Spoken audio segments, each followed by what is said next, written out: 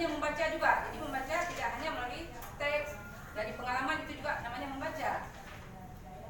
Apakah itu literasi? Itu seperangkat kemampuan keterampilan individu, yaitu membaca, menulis, berbicara, menghitung, dan memecahkan masalah pada tingkat keahlian tertentu yang diperlukan dalam kehidupan sehari-hari.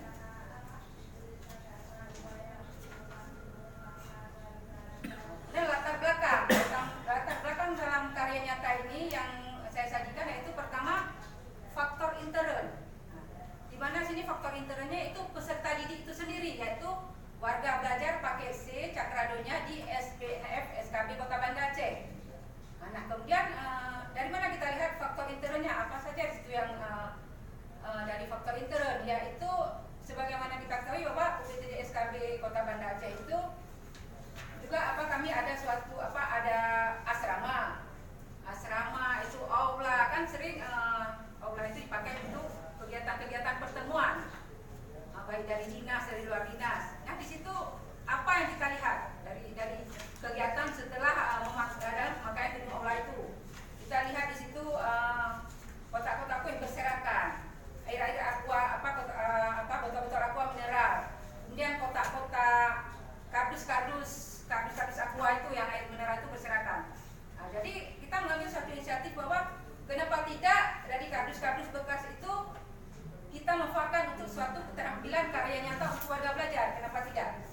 Nah, karena itu selalu hampir ada. Nah, itu jadi dari faktor eksternnya. Tadi yang faktor eksternnya pertama dari warga belajar itu sendiri. Nah, itu yang kemudian apa pula tujuannya? Apa tujuan yang ingin kita capai? Yaitu memberikan pengalaman pada peserta didik untuk memanfaatkan bahan bekas menjadi suatu karya inovasi. Nah, seperti tadi kita mengambil bahan bekas. Jadi kita mengatakan pada peserta didik kesepakatan, ini anak-anak ini ada seperti kalian lihat berserakan. Kebetulan aula tempat kegiatan itu agak berdekatan dengan ruang peserta didik. Jadi mereka setiap hari didik karena lewat melihat itu kan. Mereka melihat sendiri itu bahan-bahan bekas yang berserakan. Jadi kita kumpul, kita suatu kesepakatan peserta didik. Itu bagaimana apa yang ingin kita karyakan, kita buat suatu keterampilan dari kardus-kardus bekas tersebut. Nah, itulah tujuan yang ingin kita capai. Nah, kemudian bagaimana penerapan strategi pembelajaran itu? Nah, pertama sebelum kita membuat kegiatan itu penerapan strategi itu apa saja yang kita capai? Pertama perencanaan. Jadi setelah tadi kita melihat ada bahan-bahan bekas itu setelah kita kumpul ini anak-anak apa yang akan kita buat? Kita rencanakan dulu dari awal. Kita rencanakan, kita bentuk apa yang akan kita kerjakan. Kita kumpulkan. Nah, ini misalnya apa yang cocoknya apa? Kita bentuk kelompok ini kira-kira ada berapa peserta didik? Kamu kira-kira bisa kamu olah apa dengan karton-karton tersebut? Baik laki-laki maupun perempuan. Nah, kemudian setelah kita buat perencanaan, setelah kita organisir warga peserta didik, kemudian kita buat satu pelaksanaan. Nah, kelompok ini nanti buat ini. Nah, pelaksanaan kita kerjakan di situ. Aslinya situ ada praktek keterampilannya, praktek keterampilan kita laksanakan. Nah, di situ pelaksanaannya. Jadi kita melihat apa yang dilaksanakan oleh peserta didik dan tentu saja di bawah pengawasan kita, di bawah bimbingan kita. Mereka tidak kita lepas.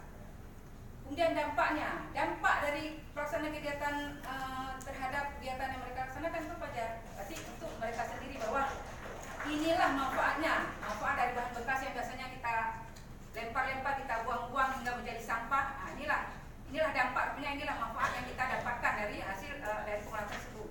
Kemudian hasilnya yaitu apa yang kita buat?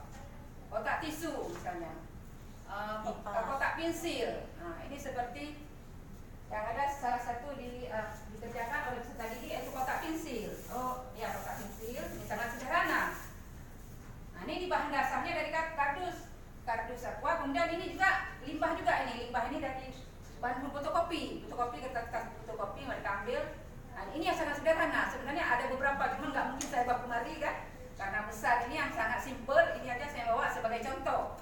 Nah, inilah suatu karya inovasi daripada peserta didik pakai C Cakradonya SPNF SKB Kota Banda Aceh. Ini karena yang saya simpel aja saya bawa. Nah, kemudian selanjutnya itu faktor pendukung dan penghambat. Faktor pendukung pertama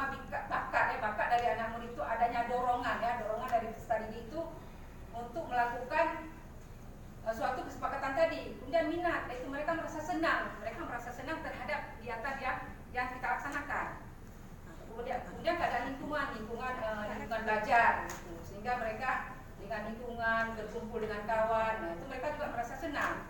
Pendidikan, adanya bakat minat, dari situ kita dapat melihat hasil-hasil mereka yang kerjakan, bahwa mereka juga mulai bakat dan minat terhadap apa yang kita kerjakan bersama-sama mereka. Kemudian faktor penghambatnya itu tidak tepatnya terhadap inovasi.